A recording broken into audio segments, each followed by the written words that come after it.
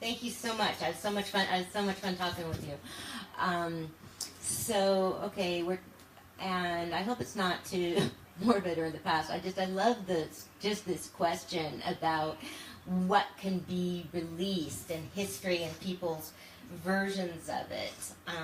So I was just reading a story about artists, artists that like lived to a ripe old age that didn't want any of their unfinished work to be published. Like, okay, and if that person had been my friend, I would have like snuck in and destroyed it or something. Right. Yeah. It would just seem so awful. I mean, I felt bad for Michael Jackson even with having I loved the concert, the rehearsal film that was released. I loved it, but I just wondered, because he wasn't always singing in full voice, and he was a perfectionist. Right. But I'm very glad it was made, though. There we go. I don't know what that is, but it looks interesting for a brief second. A brief second. So, let me see if I have some questions for you.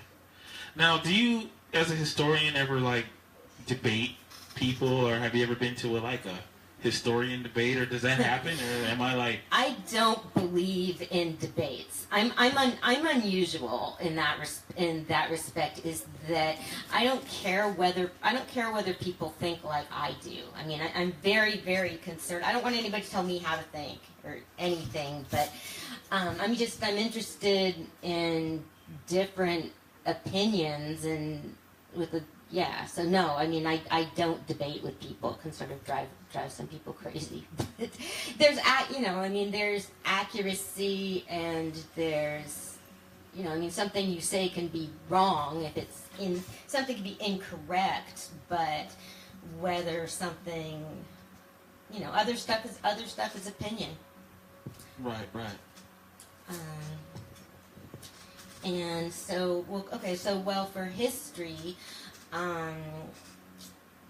so I'm trying to think about some of the specific. Okay, well, we talked about some of the disagreements with Manning Marable's biography, in one of the I run a project, Justice for Doug Hammarskjöld, and I correct stuff about people say about Hammarskjöld all the time. There's a conception of Doug Hammarskjöld as being this guy was a diplomat that was extremely involved in the arts and nature, and people constantly say that he was very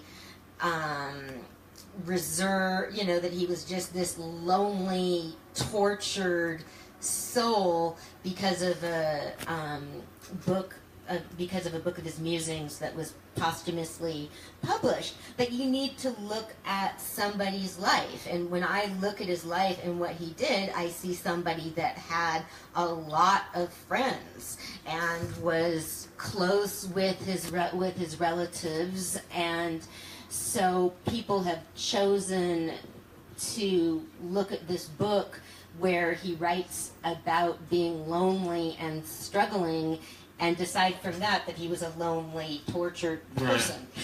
Wow. Yeah. I mean, think about it. I mean, again, after we were dead, what if somebody went back and just remembered all? That's the problem with publishing diaries and stuff like that. I mean, a whole lot of people, what you're writing about is, when you're out having a great time, you're not writing about it.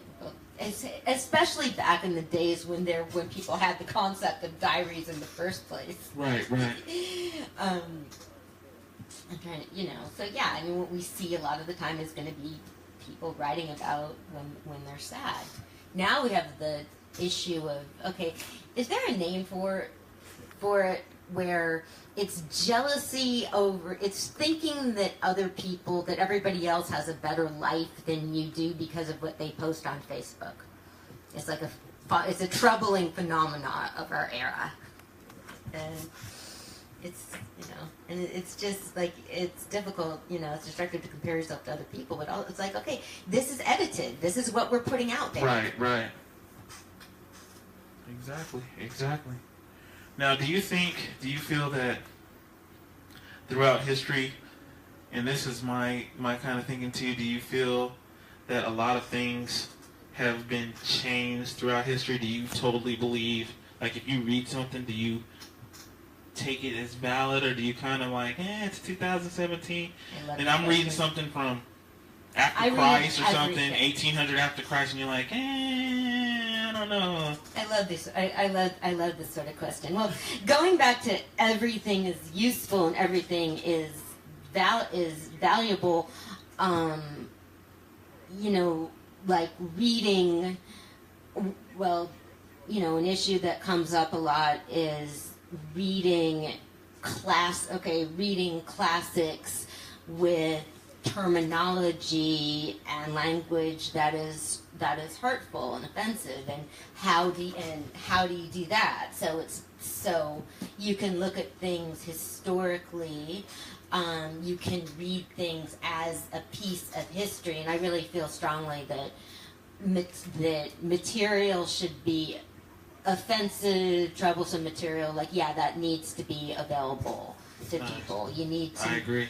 I believe in knowing what the bad guys said, but I just read everything I can, and I read the footnotes, the indexes. I love that stuff. Trying to see what somebody's sources were, and so I do that, and I've read Doug Hammarskjöld is my hero. One of my heroic to me, but I've read really critical accounts of him too. Right. I and it was even sort of difficult for me to read some of it because I was like, hey, you're talking about my dad. I was like, no, I feel really strongly that that's your responsibility, and people who don't read everything about stuff they're doing really get on my nerves and annoy me. I think if you're going to do something, you need to know everything about it. Right.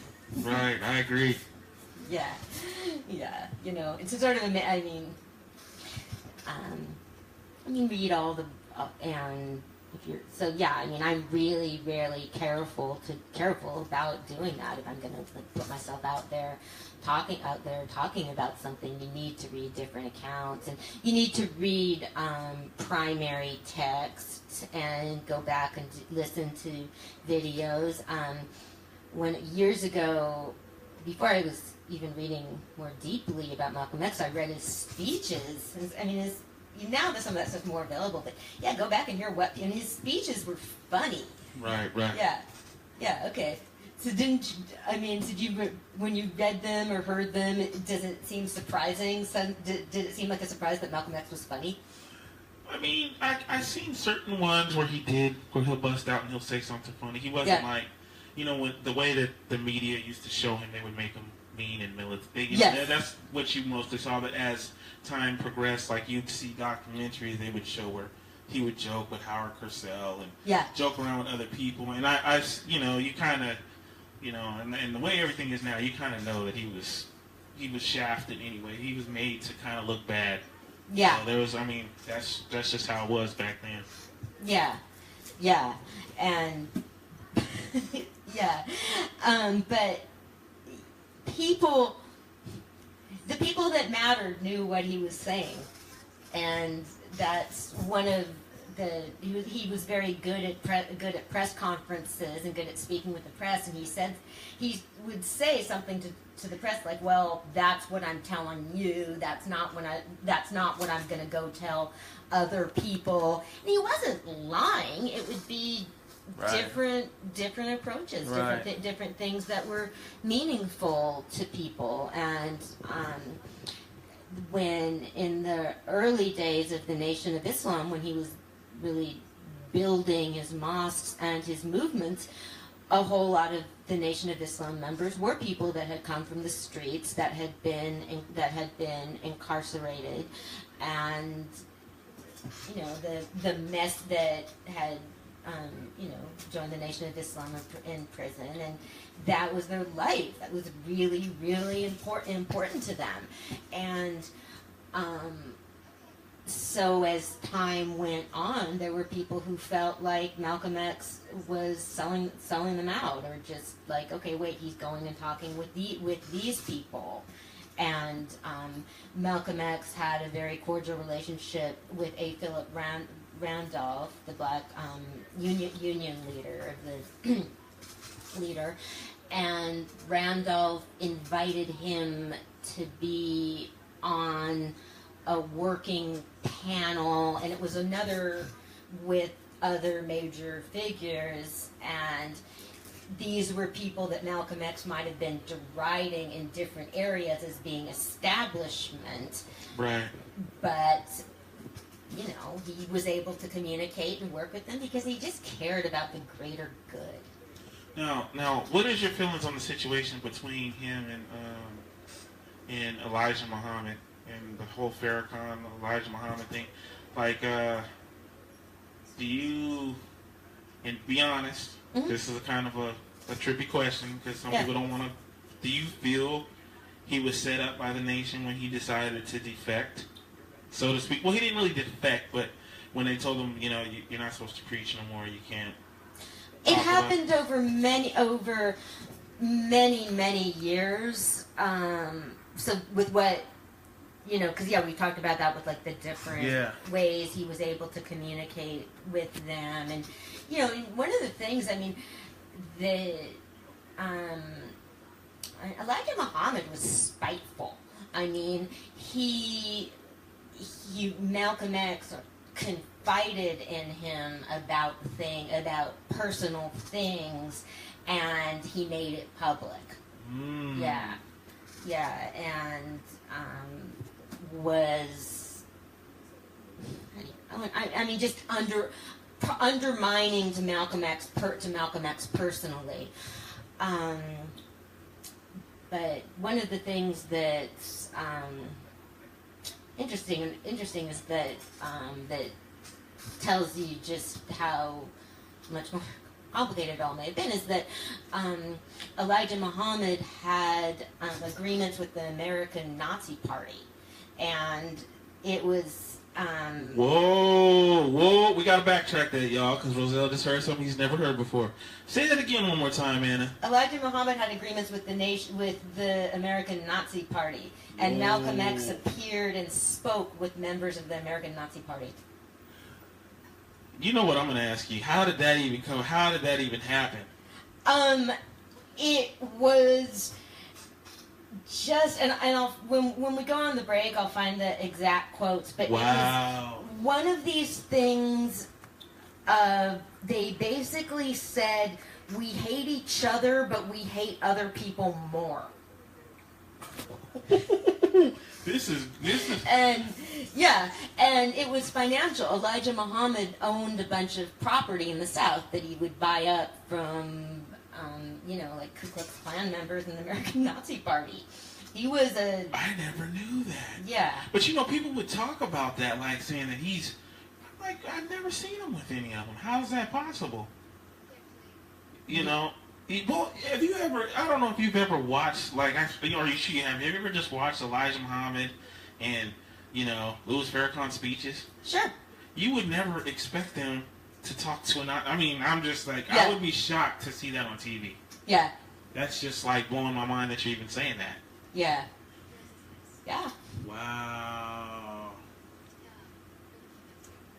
Now, is there any way to find out how it happened? How it got to a point where they thought, okay, we can work together. How would that? That's just crazy to me. Let's I'll go on our break. I'll find the exact part in the book and go over it again. I should go over it again. Okay, everybody, that's what we're gonna do. We're gonna hit up into a break real quick. Okay, yeah. This is Anna Bergman. This is your DJ Ro on RadioForTheWorld.com. Let's do it. Okay.